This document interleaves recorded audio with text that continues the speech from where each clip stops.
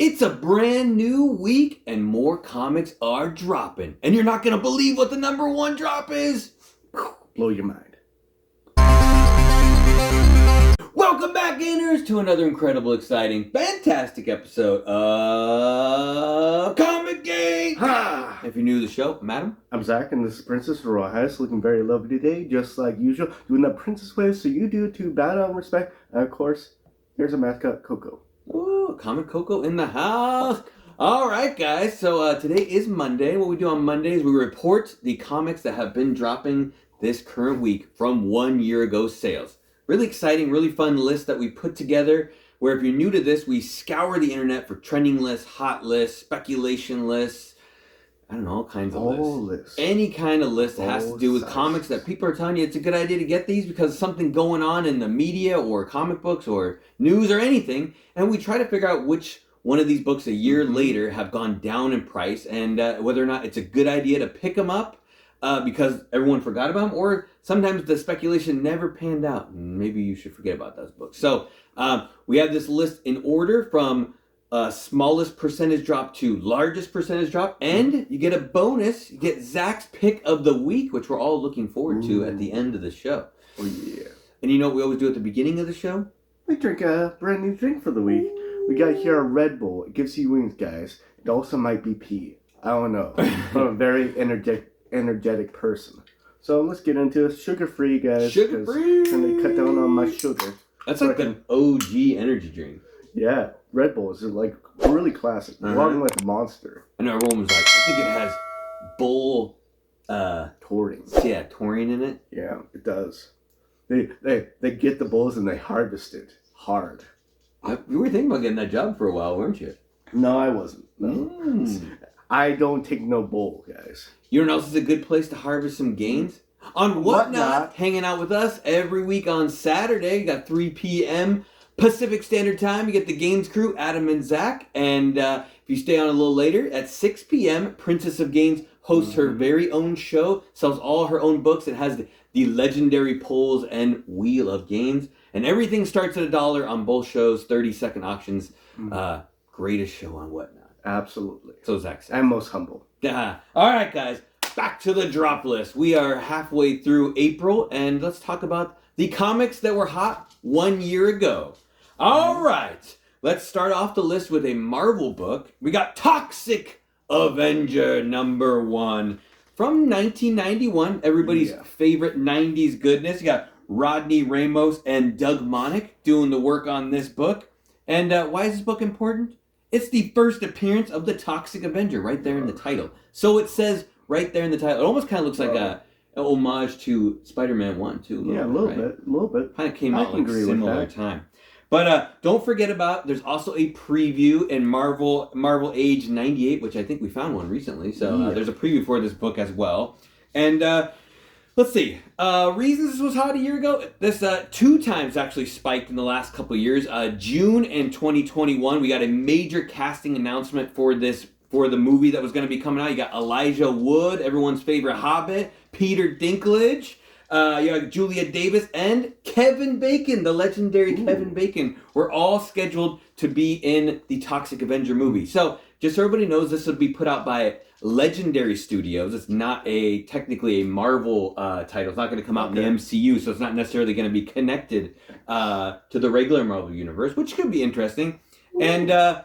And then later on in April of last year, which is why it's back on the trending list, it got announced it was going to be an R-rated movie. Oh, wow. So, we got another big jump on that R rating because everybody loves R-rated movies, right? Bad. The bad's always better. But it's been some time, and Legendary's not like the MCU, so we're not constantly getting these trailers and teasers and stuff, so we're just waiting for it to come out, and as that happens, the book kind of goes back down in price. Still a fantastic book. It's just one of those like iconic covers from the 90s that we all remember, you're always on the hunt for, even though there's not much else going on with it, but also be on the lookout. There is a newsstand version of this book that garnishes a little bit more money. Always a good book, but Zach will give you the details. This is the #5 book on the list, so least droppage. Exactly. Droppage. Price a year ago for this Toxic book was $360 for a CGC 9.8. Now it's $230. Range is $72 to $498. Average sale is 232, and it's a drop of 36%. Not too bad. Not too bad. Not a pretty decent book to get. Might have some spec potential, but there's other books on the list that might be a better buy than this. And we'll continue on. Won't be as toxic. I'm excited to see Peter Dinklage play the Toxic Avenger. That'd be cool. I wonder what character Elijah Wood would play as well too. That's pretty amazing. A tree. Yeah, a tree end. All right, next up on the list we have book number 4, and we got to show DC some love. I know they've been super hot right now with all the James Gunn news, but we have Brightest Day number 4 from 2010. You got Jeff Johns and David Finch on this book, and I know I'm not a big DC guy, but I know Brightest Day is one of the better stories they've had in the last 10 years or so. So fantastic book. Why is this a good book? It's the first appearance of Jackson Hyde, the second Aqualad, because we had an Aqualad back in the Golden Age, but why not have another one? And if you didn't know, it's actually a Deathstorm on the cover. That's his first cover appearance, but he's not actually in the story. Cool looking character though. But back in April of 2022, Charlize Theron decided that she wanted to adapt the graphic novel You Brought Me to the Ocean into a TV show, and Aqualad's going to be kind of the star of that character, Jackson Hyde, and haven't really heard much else about that. You know, he's been in a lot of stuff going on, like Dark Crisis. He's been in a little bit in there, a little bit in here, different groups and stuff. Jackson Hyde's been, his stuff was pretty popular for a while, but it's gone on the drop. I think it's been on the drop list before. Yeah. It has. So this is the second time back on the drop list. But I still think it's a good book to look out for. A new, strong Aqua character in DC is always a good idea. Next gen heroes. So Zach will give you the update, though. It made number 4 on the list, so... Yeah, price a year ago for this wet book was $201 for a 9.8. Now it's $117. Range is $54 to $201. Average sell is $98. It's a 42% drop. Not too bad. Almost in half. I don't know if I want to invest in any lads. I'd rather invest in men or boys or young adults. But, you know, it's a lad, a laddie.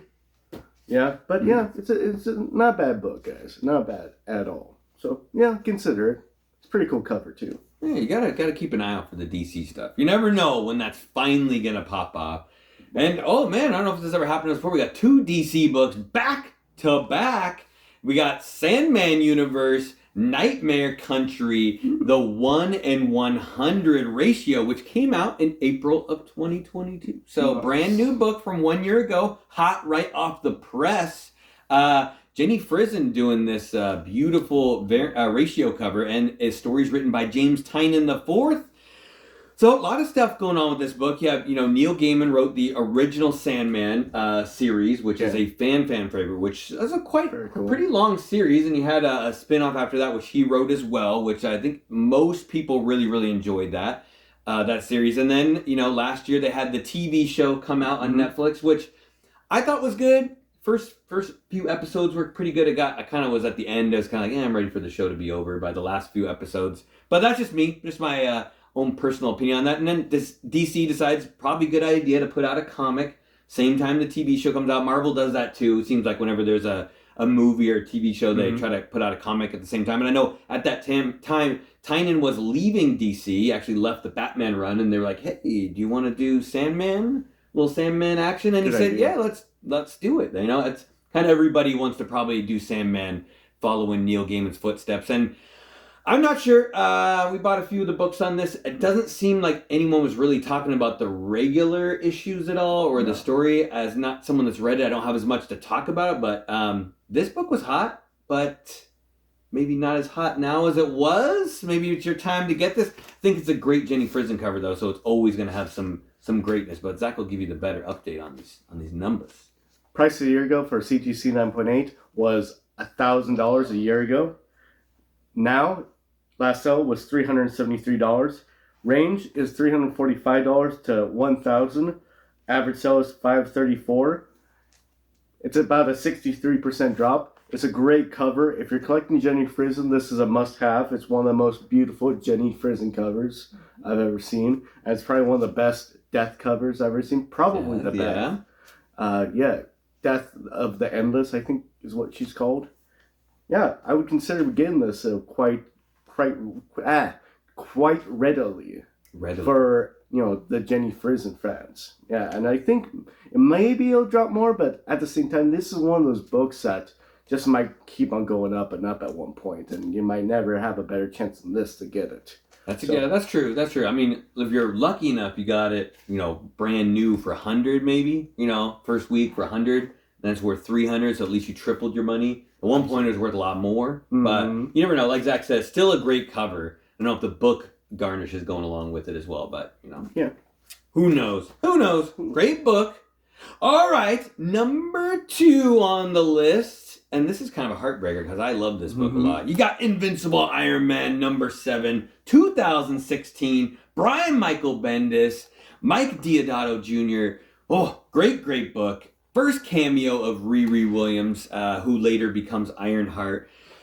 Dude, I feel like Brian Michael Bendis wrote most of the MCU. Like, he used a lot of his stories to use some stuff. But just some stuff, backstory on this one. You also have number 11, which is when she becomes Ironheart, which kind of close in value between the two books. You kind of got to get the pair if you're going to collect them. But in 2020, Dominique Thorne got cast as Riri, and we got to see her in Wakanda Forever, which she did an awesome job and killed it. Which everyone's really excited about. And little known fact, she actually tried out for Shuri in the original movie and didn't get the role. Oh. So it's nice that she got to come back and do another role, which she did really good. But I noticed a lot of these like next gen heroes in the MCU roles have kind of like their books go up a bunch, and then when the character comes out, regardless of not whether the movie was good or they did a good job, they seem to kind of be dropping down, like America Chavez book, or a Kamala Khan, same kind of issue. Like their books kind of like dip down a little bit. And later on, last year, around this time, is when they announced they were changing it from a TV show. And when I mean it, I'm talking about Iron Wars, which it was originally going to be a TV show. And then they're like, oh, we're going to change it to a movie instead of a TV show. My guess is probably that Robert Downey Jr. decided he would be in the project as either like an AI voice or in some fashion. And he probably didn't want to be in it if it's a TV show. He probably only wanted to be in it if it's a movie. And they're like, okay, whatever you want, bro. It's going to be a movie. Whatever we're going to pay. Because you're going to get more cheddar if it's a movie than a TV show. That's probably why they switched it. And that's probably why it got a little bit of a boost. But be on the lookout. Both of those 7 and 11 are way too cheap. Way too cheap. I think these books have some goodness going on. And be on the lookout. There's the David Lopez Women's Power variant, which is the expensive one of this one. If you didn't know about that, it's a great book. Also has Mary Jane on the cover as well. The second and third print of this book are surprisingly cheap. And the third print has Riri's head on it, which is not even on the regular one. So both of those are way undervalued. I think they're like $20, $30 books. So I don't know. It's criminal, but that's why it's on the drop list. So Zach, what do you think about the 7? Ironheart broke my heart. Price a year ago for a CGC 9.8 was $279, and then now it's $100. Range is $68 to $304. Average sale is $164. It's about a 64% drop from the high to the low, from the first sale to the last sale. That's a Nintendo drop. 64 Nintendo 64. Yes, exactly. Yeah, heartbreaker. Ugh. Pretty decent buy though. I think Riri has a lot of potential. Way a lot of potential. So. Yeah, definitely casted perfect, and she's a great character. I remember, like in 2021, we were going to like shops for selling BF copies of that for $100 on the back wall. Yeah, and we bought one that actually had a rock in it.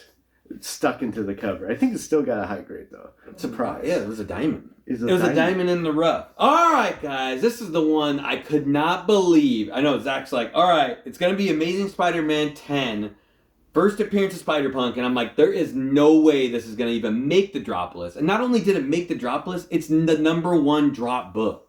And I cannot understand how this happened. 2015, Oliver Coppola and Dan Slott, we got SpiderVerse goodness. If you didn't know, Spider-Punk's real identity is Hobie Brown, who in its alternate universe, so in our universe, well, I say our universe, but the 616 universe, he's originally the Prowler, so pretty cool character. And, so popular, he got his own series recently that came out that was good. I think it was like 6-issue run. Oh, cool. Fantastic, great artwork in it. Just a cool character overall. And, in the whole Spider-Verse series when Peter and Dr. Octopus, when he was in the Superior Spider-Man, they're kind of hunting down different groups of Spider-Men to get together so they can take on the Inheritors, kind of the whole deal. And that's where Spider-Punk shows up. And a lot of them get killed. He's not one of them, which is nice. Probably why everyone was gung-ho for him. Plus, Hobie's a cool character. Mm-hmm. Kind of goes together. You know, Miles and Prowler and then different character. But anyway, a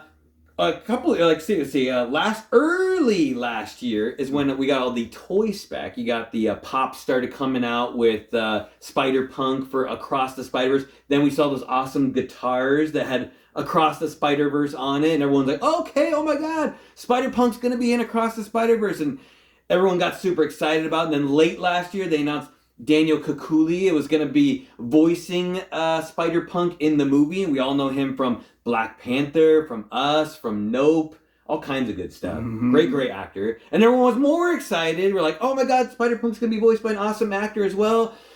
And then trailers started to drop. And then we saw all the Spider-Man characters and people kind of forgot about, he's still going to be in it, but there's so many other Spider-Man characters everyone's excited about. We saw Scarlet Spider. We got to see Spider-Man 2099. We got to see Spider-Woman.